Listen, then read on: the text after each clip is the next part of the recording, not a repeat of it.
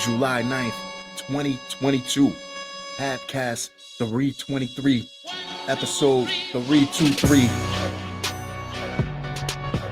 Let's go.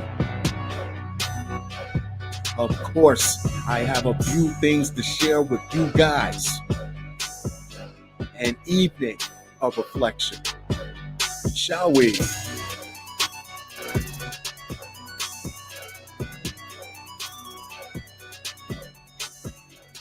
Authorities bust 8 in sex trafficking ring in Trenton. It's no secret. This is happening all across the country, all across the world, but it always hits a little bit different when it's this close to home. 8 people were nabbed as part of state police led takedown of a human trafficking ring that operated out of the capital city. Authorities said the alleged ringleader, Paulino Marcoles Aguirre, 43, of Trenton, faces multiple charges that include human trafficking, sexual assault, money laundering, and promoting child prostitution. Police said victims were smuggled from other countries and promised jobs when they arrived in the U.S. Instead, they were forced into sexual slavery, with one victim being a juvenile trafficked out of a home on Hudson Street in Trenton. I think this is a victory. This is definitely a victory, but these people only act in small groups of a larger network. They're never acting as an individual small group.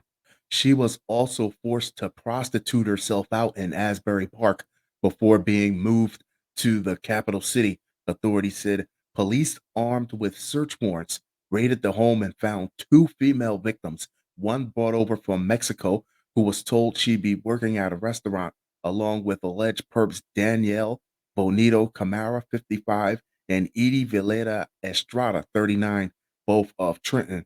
What's especially foul about this is they're targeting people who are coming from at risk environments, from poor conditions, and they're promising them a chance at something a little bit better, only to introduce them to something far worse. On May 11th, local, state, and federal authorities raided more homes in Trenton, locating 9 additional trafficking victims. Also charged as part of the sting were Efren Melo Castillo, 30, Jose Gabriel Camaro Perico, 30, Laura Marcoles Aguiar, 44, Daniel Henderson Camaro Perico, 31, and Daniela Pinko Camara, 28. 2 of the suspects remain at large, while the rest are locked up at the Mercer County Jail, authorities said. Thief allegedly threatens to sue man for releasing footage of her crime. You bastard, how dare you? Is there nothing sacred in this country where someone can't even steal under the veil of anonymity? Gerard Smith, an employee at the Coalinga Community Foundation thrift shop, told Newsweek that he received a Facebook message from one of the women who allegedly stole donated items. So you're going to confirm that you stole the items by reaching out to him on Facebook. But she's not the only thief caught on camera. Smith posted clips on his TikTok account, but he said the problems arose after he began sharing the videos on a local community Facebook page. Okay, here's a sidebar. Because if someone is out here robbing or stealing or mugging people at gunpoint or assaulting people, whatever is considered to be a crime, they should lose the privileges that come along with being a law abiding citizen.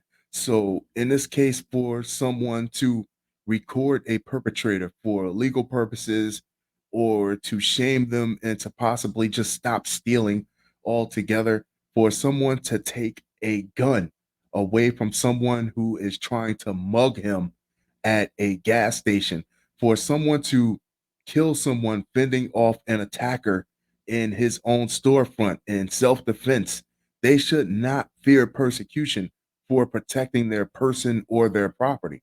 It's kind of scary when someone is threatening to sue you, Smith said as he remembered his initial reaction to receiving the Facebook message. I spent some time reviewing the laws, but they reached out to him like he's the one that stole from them. According to Make it make sense. According to security.org, it is generally illegal to record video in public, though there are some specific laws in place.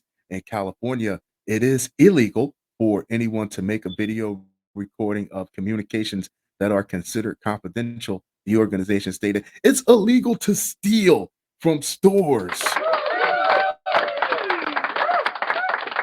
Stop complicating shit. Have we forgotten how we got here in the first place? One of the people who was in Smith's video sent him an expletive written message, which was obtained by Newsweek. Oh, would love to see hear that message.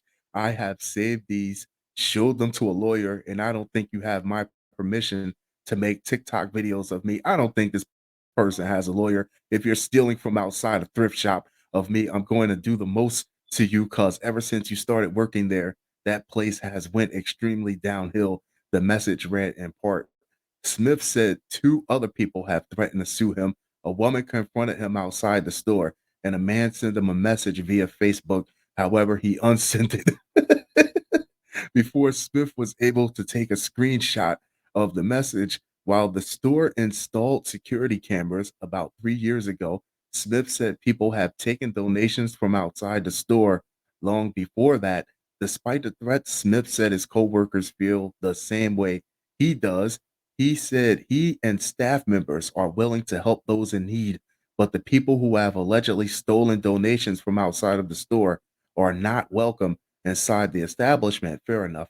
I'm into giving people what they need if they need help, but they leave a mess, Smith said.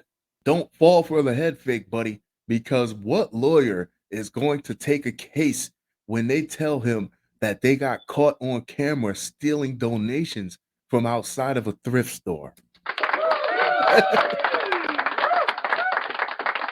Scare tactics, man. Scare tactics.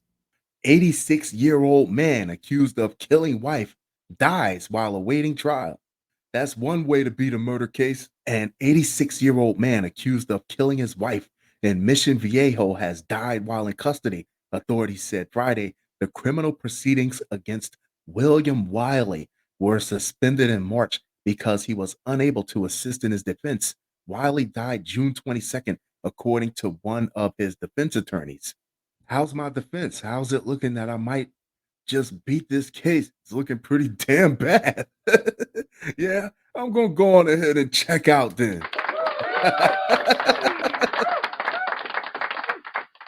Wiley had been charged with killing Audrain Wiley, who was also in her 80s. Wiley's family members said he has been diagnosed with dementia, according to Carrie Braun, a spokeswoman for the Orange County Sheriff's Department.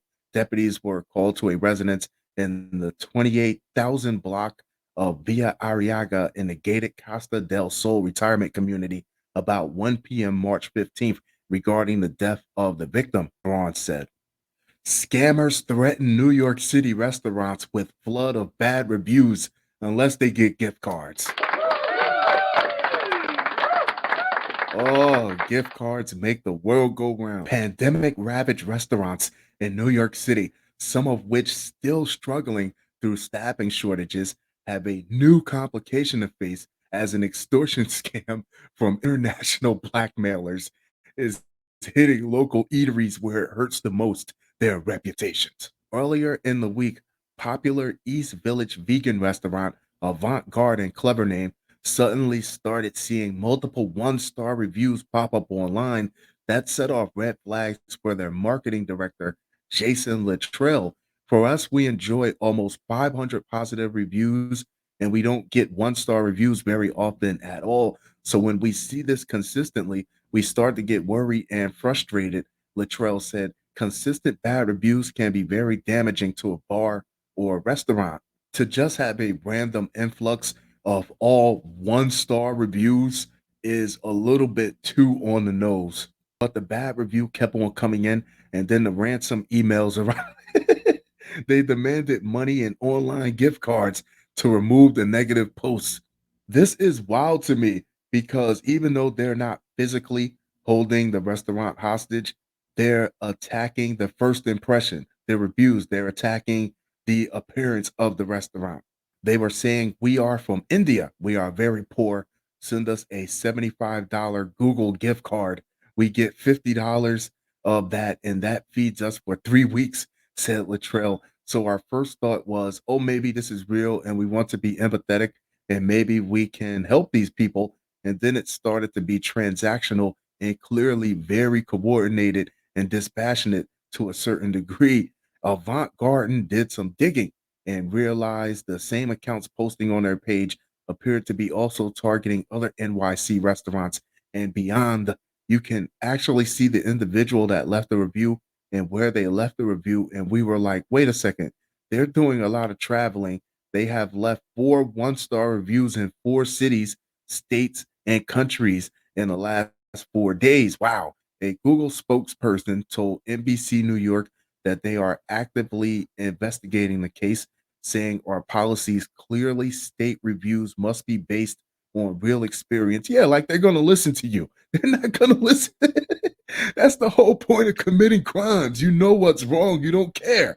And when we find police and when we find policy violations, we take swift action ranging from content removal to account suspicion and even litigation. In the meantime, Latrell is warning others to be on alert. I've never seen anything like this. It was creative, coordinated, very organized, technically savvy. Yes, it was. We were very taken aback by it, he said. It exposes a specific and really mean attack on independent. You guys are meanies, are independent bars and restaurants, and it could be anybody.